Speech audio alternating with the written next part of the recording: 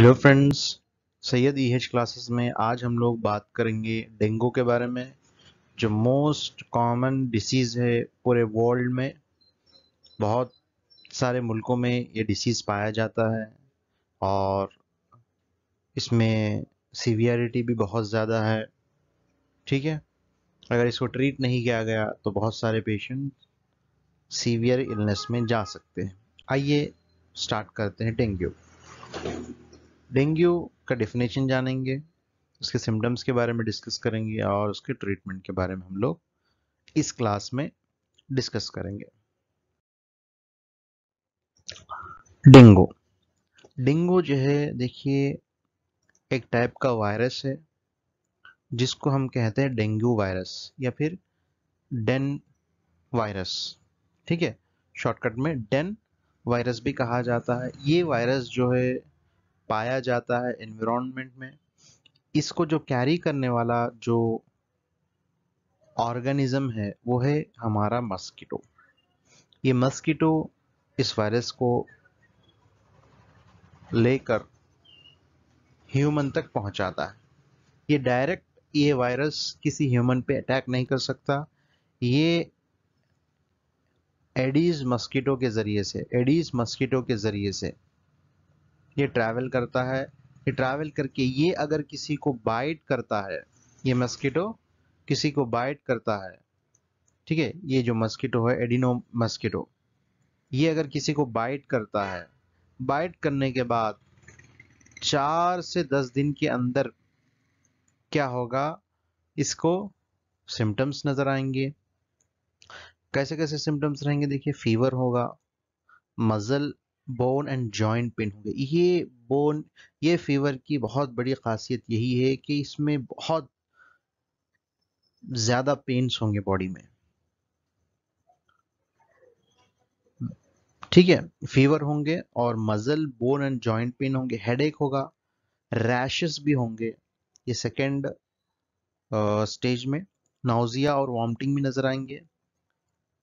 किसी किसी severe cases में ब्लीडिंग भी होगा और ब्लड प्रेशर भी कम होगा और सडन डेथ भी हो सकता है। तो इस वायरस का कॉज क्या है? डेन वायरस, जो एडिस मस्कीटो के जरिए से स्प्रेड होता है, जिसके अंदर 4 से 10 दिन के पीरियड में हम इस वायरस को सिम्टम्स देख सकते हैं बॉडी के अंदर।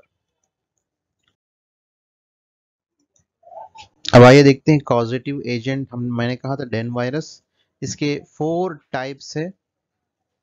कितने हैं देखिए, यहाँ पे 4 टाइप्स है। ठीक है, इसमें डेन 1, ठीक है, डेन 2, डेन 3 और डेन 4। ठीक है, आइए अब हम देखते हैं इसके सिम्टम्स के बारे में डिस्कस करेंगे। पेशेंट को बहुत ज़्यादा हेडेक होगा। क्या होगा? हेडेक होगा उसको, और हाई फीवर होगा, हाई ग्रेड फीवर होगा। ठीक है, muscle bone and joint pain होगा। और इसमें खास और एक सिम्टम है, वो है आई पेन, यानी पेन बिहाइंड द आईज। ये बहुत कॉमन सिम्टम्स है। इसमें 3 चीजें बहुत याद रखने की है। एक, आंखों के सामने दर्द होगा बहुत ज्यादा, और जॉइंट मसल और बोन पेन होगा। तीसरी चीज है रैशेस। ये 3 कॉमन चीजें हैं, और फीवर भी, फैटिको थकन हो सकती है, ब्लीडिंग हो सकती है, नाउजिया और वॉमिटिंग हो सकते हैं। देखिए, रैशेस इस तरह नजर आएंगे हमें बॉडी में। ठीक है, ब्लीडिंग, क्योंकि इसमें प्लेटलेट काउंट कम हो जाते हैं। हाँ, प्लेटलेट काउंट्स अगर 1 लाख से कम हो जाए थ्रोम्बोसाइटोपिनिया कहा जाएगा। तो जब हमारे जो ब्लड है, फ्लूइड है, ब्लड फ्लूइड जो ब्लड के अंदर होना चाहिए, वो क्या होंगे, सुपरफिशियल सरफेस में आ जाएंगे, जिसकी वजह से हमें रैशेस नजर आएंगे। ठीक है, रैशेस इसलिए नजर आएंगे हमें, क्यों नजर आ रहे हैं? सुपरफिशियल लेवल में ब्लीडिंग होने की वजह से, due to the decrease of platelets counts, platelet count के कम होने की वजह से। ठीक है, ये ध्यान में रखना है। तीसरी बात, अब देखते हैं हम टेस्ट के बारे में, कौन से टेस्ट किए जाते हैं इसमें। देखिए पूरे 3 तरीके के टेस्ट होते हैं। एक एंटीबॉडी टेस्ट, ठीक है, देखिए एंटीबॉडी टेस्ट, आईजीजी ये तो एंटीबॉडीज है, और आईजीएम है, ये भी एंटीबॉडी है। आईजीएम अगर पॉजिटिव आता है तो एक्यूट इन्फेक्शन की तरफ इशारा करता है, आईजीजी पॉजिटिव अगर आता है तो क्रॉनिक इन्फेक्शन की तरफ, यानी डेंगू आया था और आकर चले गया। आईजीएम में डेंगू अभी है, आके कितने दिन हुआ, 4 दिन से 9 दिन के अंदर ये पॉजिटिव नजर आता है। NS1 मेन जो है टेस्ट यही है, एंटीजन टेस्ट, ठीक है, antigen test dengue NS1 antigen test है। इसको करने से हमें पता चलेगा कि बॉडी में डेंगू है या नहीं है। इसके साथ साथ हम लोग देखेंगे प्लेटलेट्स काउंट की तरफ। मैंने कहा था ना, प्लेटलेट काउंट भी देखेंगे। अगर डिक्रीज देन 1 लाख, ठीक है, 1 लाख से अगर कम होगा तो हम उसको कहेंगे थ्रोम्बोसाइटोपिनिया, TCP। थ्रोम्बोसाइटोपिनिया का मतलब क्या है? प्लेटलेट काउंट्स का कम रहना, ठीक है। तो दोनों चीजों पर गौर करेंगे, इन तीनों चीजों पर। इसके अलावा भी एक टेस्ट है, मैं आपको बताता हूं, वो है टॉर्निको टेस्ट। इसमें क्या करते हैं, पेशेंट को एक टॉर्निकेट बन देते हैं, जैसा यहाँ पे नजर आता है, या फिर बीपी का जो कफ है उसको बन देते हैं, ठीक है। बन के सिस्टोलिक और डायस्टोलिक यानी 80 से 20 दरमियान हम ब्लड प्रेशर को बढ़ाएंगे उसके नोजल के जरिए से, बढ़ाकर उसको होल्ड रखेंगे। कितनी देर तक? 5 मिनट्स तक। देखिए 5 मिनट्स तक उसको होल्ड रखेंगे। उसके बाद देखेंगे हम लोग इस तरह के पेचेस अगर नजर आएंगे, पैचेस जो 2.5 सेंटीमीटर यानी 1 इंच में आर अब्सॉर्ब देखे जाएंगे, ठीक है। पॉजिटिव कब कहा जाएगा? कि 20 से अगर ज्यादा होगा तो, यानी इस तरह के अगर पैचेस जब हम कफ बनेंगे, बनने के बाद अगर 5 मिनट के बाद छोड़ने के बाद इस तरह के अगर पैचेस नजर आएंगे तो हम ये अंदाजा लगा लेंगे कि पेशेंट को डेंगू पॉजिटिव है, ठीक है। अगर 20 या 20 के करीब भी है तो माइल्ड भी लगा जा सकता है या नेगेटिव। 20 या 20 के ऊपर अगर होंगे तो हम अंदाजा लगाएंगे पेशेंट को डेंगू पॉजिटिव है, ठीक है। ये एक प्रोसीजर है जो हम क्लिनिकली पेशेंट को चेक कर सकते हैं, ठीक है। ये देखिए एक पेशेंट का रिपोर्ट है, मैं आप बताता हूँ। इस तरह हम पेशेंट को लिख के देंगे, डेंगू NS1 IgM IgG। ये देखिए पेशेंट को NS1 नेगेटिव है, ठीक है। इसी तरह IgM नेगेटिव है, IgG पॉजिटिव है, यानी पेशेंट को आज से कुछ दिन पहले डेंगू हुआ था, होकर चलेगा। माइल्ड सिम्टम्स थे शायद, ठीक है, उसकी इम्यूनिटी पावर अच्छी थी, इस वजह से चले गया, ठीक है। या फिर पेशेंट ट्रीटमेंट लिया, ट्रीटमेंट लेने के बाद ठीक हो गया, ठीक है। तो इस तरह हम एडवाइस करेंगे पेशेंट को dengue NS1 IgM IgG test कराने के लिए।